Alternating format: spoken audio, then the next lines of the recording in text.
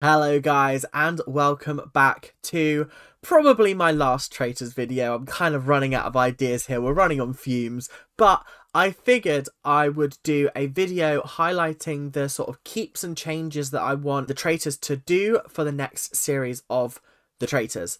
I think that there are a lot of good things that happened in this series that I want them to keep moving forward, but there are some things that still feel a little bit wonky, still just need fine-tuning in order to make the absolute perfect experience possible.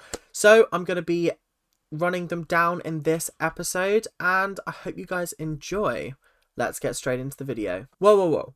Before we get started, I just want to say, guys, I'm really impressed with the support on the channel so far this year. It's been absolutely crazy. The Traitors has been really popping off on my channel and I'm really happy. The view count's great, the watch time great, but we've got to get that subscriber count up. We're currently sat roughly at 435. Let's try and get me to 500 by the end of Feb. That's my goal. Let's see whether we can get there. I know you guys can do it. I know you can. So let's make it possible. Come on, guys. If you're liking what you're seeing, make sure you subscribe. If you don't like what you're seeing, I don't know what to tell you. Please enjoy it. So, the first thing on my list is a keep. The rest are all changes, but this first one is a keep, and it's keep the fun and vibrant cast vibe. Something that is so unique about the Traitors is that the cast genuinely feels unique, authentic, and fun to watch, and that's the same for season 1 and 2.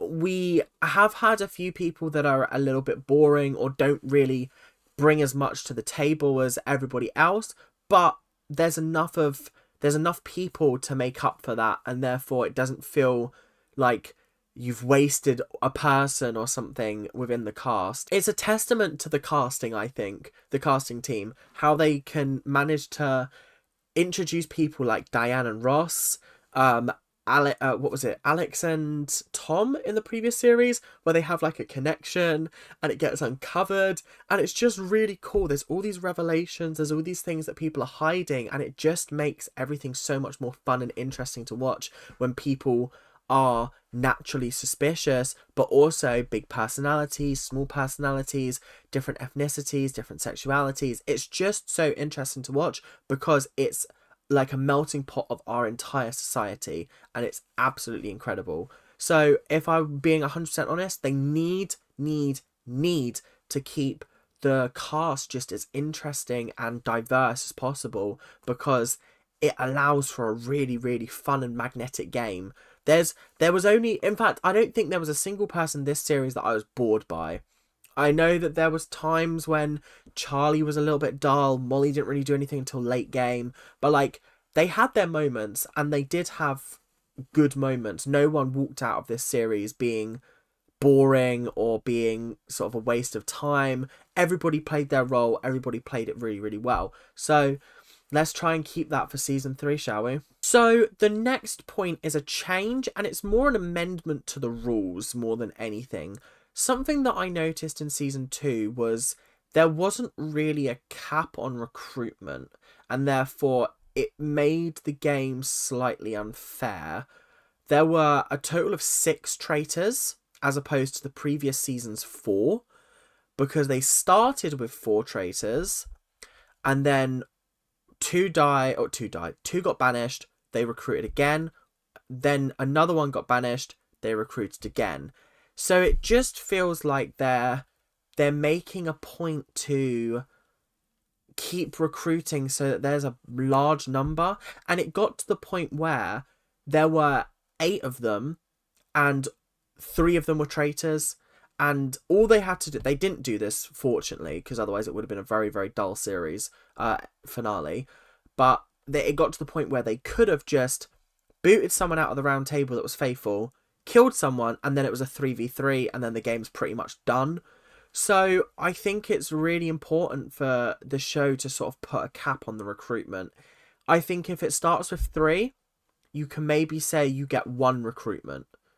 You get 1 recruitment, but as soon as you can keep recruiting until you get up to 3. That was not a 3 on my hand. When you get up to 3, and then you're no longer allowed to recruit. So I guess 2 more recruitments, but there's just too many traitors, and it makes the game so much more. It makes it easier on the traitors, I think. I think that's what the problem is, and it should be really, really hard and taxing for the traitors. But this series felt like it was quite easy, because they just kept recruiting. They recruited Andrew and Ross, and Harry was able to feed them both to the wolves.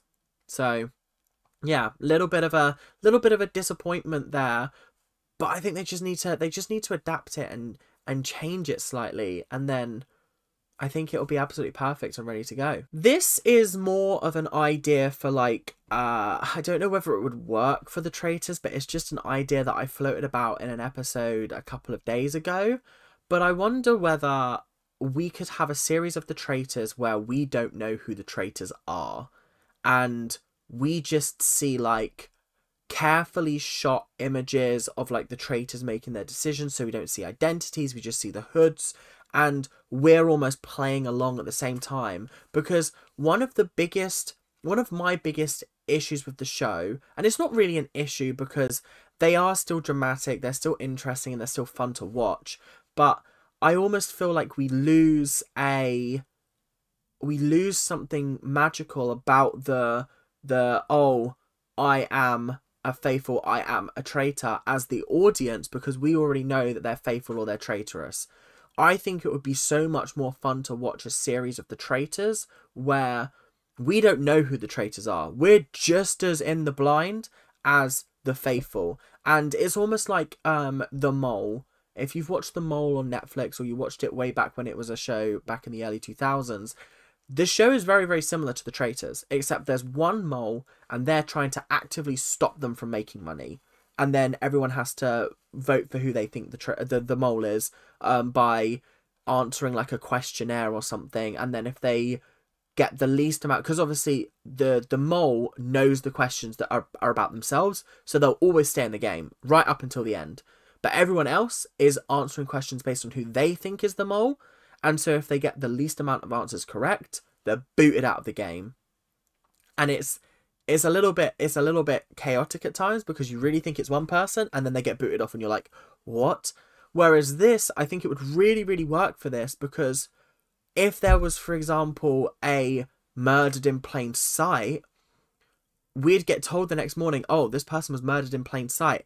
And then it actively makes you want to go back and watch it and like try and work it out for clues, essentially solve it like the faithful are trying to solve it. I think that would be fascinating. I don't think it would work for every single series. I think it has to be kept to sort of a special event, maybe of a special event series. Maybe like if they get up to 5 series, then maybe the 5th one they manage to manipulate it in such a way that we don't know who the traitors are. But my God, that would be fascinating. How cool would that be if we were sat at the round table genuinely unsure of who it is, who's doing what, people are turning on each other, and you're sitting there going, are they both traitors? Are they both faithful? I genuinely don't know. I think it could work. It really, really could work, and it would take a lot of time and effort on the editing point of view, because obviously they're trying to film it, and they've got a nice format, and it is a great format. I do love knowing who the traitors are, because I think it makes it so delicious.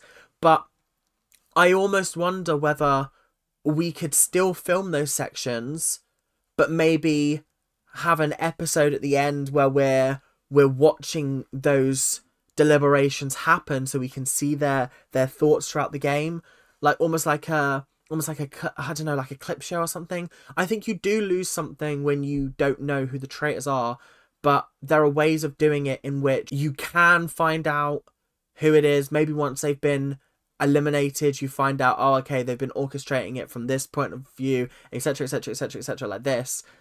I think it could work. I think it could be really, really fun. I gotta be honest. Next up, I think one of the weakest parts of the show are the missions.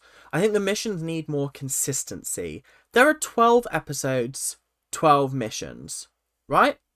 Surely every single episode should be worth 10 grand. But this series, some episodes are worth 10 grand, some episodes are worth 7, some episodes are worth 5. It just didn't feel like it had any consistency, and that's because the money that they couldn't have earned, because obviously it was 5 and 7 grand instead of 10, was backloaded at the end of the series, where they could earn 20 in the last challenge, which I think is a good idea, but they also just needs to feel more consistent and feel less like I'm watching filler. Does that make sense? Like, going back to the mole's primary part of the show is the challenges and the missions that they go on, because we're watching for the traitors trying to sabotage. So maybe they could introduce an element of that in, or something like that. Like, they get like bonus money if they manage to sabotage it. Like, if they successfully manage to sabotage a mission, then they, like, or, I don't know, they get like extra money added to the pot or something like that, or there's like a little traitor side pot. I don't know, it could be quite cool, just to make the missions more than just a filler part between the start of the episode and the round table, because that's what it currently feels like. It feels like they go on the mission, no one really thinks about the games, they're just focused on the mission, whereas I think they need to be thinking about the game at all times. They have to, because otherwise it does just become a little bit like, oh yeah, this is a bit pointless to watch, I won't lie. I know some people get really bored and don't watch it, or they skip ahead or whatever, but like, I watched every single one. I enjoyed them, but I think you can be doing so much more with it, and actually introducing so many more elements and gameplay and strategy, but also just making the prize pot seem a little bit more important, because it never really felt like it was consistent. Like, one episode they'd earn 7 grand, the next episode they'd earn 5, and it just felt really inconsistent. So definitely more consistency. And the final thing I want to talk about, and this could link into sort of how this is kind of linked into my third point, where I was like, we don't know who the trace identity is. If we took out sort of like the end of the episodes where they discuss who they should murder, we could have longer round tables. And I think the longer round tables would work best if we didn't know who the traitors were, because it gives us more time to really mull it over. It's almost like, if you guys haven't seen Danganronpa, it's a visual novel game, and you are playing a character trapped in a school with 16 other high school students or something like that, and you have to solve their murders. They're murdering each other to get out, and you have to solve their murder. And then you stand in a round table, you give your evidence, and you solve the murder.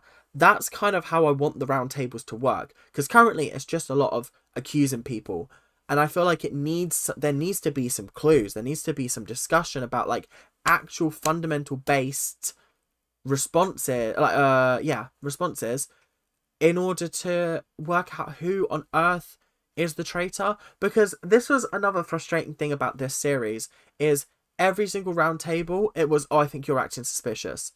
But it's a faithful to a faithful saying that. So clearly they're not acting suspicious. Everything has just gone off of vibes and how we feel. I feel like there needs to be actual fundamental clues or something to just make it a little bit more of a structured debate, because it does just end up being who's got the loudest voice, who's got the best argument about who's a traitor, who's not a traitor. And yeah, it does become a little bit tough to watch at times, especially when like good people are being accused of being something they're not, which I know is the whole point of it.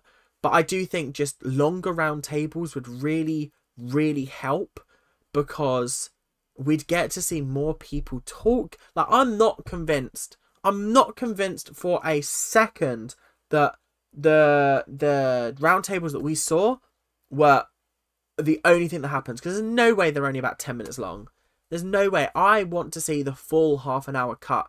If you have to release uncut footage of it, I will sit there and I will watch it. I will, because it fascinates me. I think people at the television pace are too concerned about, okay, We've got to make sure it's an hour because that's all people can stomach. No, hour and a half, 2 hours. I'll watch 2 hours of it. If you just had 2 hours of the Traitors on every single night, yes, please, please give that to me. Inject it into my veins. That really hurt. It is tough. It is tough to watch, I gotta be honest. So, yeah, I would love to see longer roundtables. I think that would be absolutely perfect. But that's all we got time for today. Thank you guys very, very much for watching. Let me know in the comment section whether you agree with the points, what other things could have been added, what other things could be taken away, what other things should stay the same. But if you guys did enjoy, make sure to leave a like, comment, and subscribe. The subscribe is very, very important at the moment. So, yeah, thank you guys very, very much for watching. Keep on ranting, and I will see you guys tomorrow for something non-Traitors related, I guess. I don't know. Percy Jackson, maybe. I know The Apprentice starts tomorrow, so I'll probably be doing some Apprentice stuff. But thank you guys for watching. Keep on ranting. Bye now.